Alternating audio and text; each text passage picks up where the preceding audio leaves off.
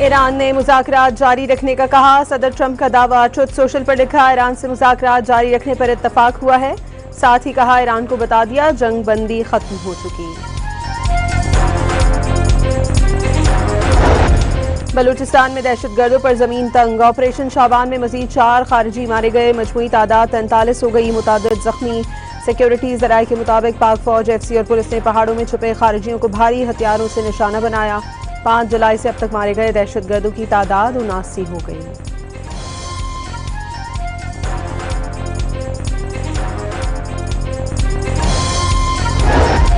सदर आसिफ अली जरदारी का ऑपरेशन शाबान की कामयाबी पर फोर्सेस को खराज तहसीन। वाज़ेह किया कि वतन के दिफा पर कोई समझौता नहीं होगा। और कराची में नस्ला टावर से मुतालिक वफाकी आईनी अदालत के फैसले के बाद मुतासरीन की बड़ी तादाद इमारत के मकाम पर पहुंच गई। मुतासरीन की अदालत उज़्मा से इंसाफ फराहम करने की अपील।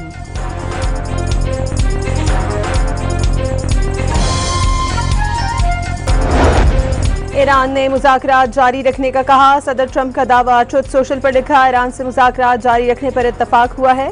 साथ ही कहा, ईरान को बता दिया जंग बंदी खत्म हो चुकी। बलूचिस्तान में दहशतगर्दों पर जमीन तंग। ऑपरेशन शाबान में मजीद 4 खारिजी मारे गए। मजमूई तादाद 43 हो गई। मुतादिद जख्मी। सिक्योरिटी जराये के मुताबिक पाक फौज, एफसी और पुलिस ने पहाड़ों में छुपे खारिजियों को भारी हथियारों से निशाना बनाया। 5 जुलाई से अब तक मारे गए दहशतगर्दों की तादाद 79 हो गई।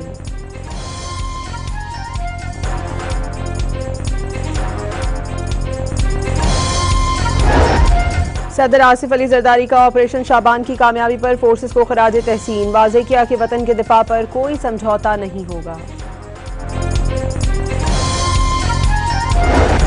और कराची में नस्ला टावर से मुतालिक वफाकी आईनी अदालत के फैसले के बाद मुतासरीन की बड़ी तादाद इमारत के मकाम पर पहुंच गई।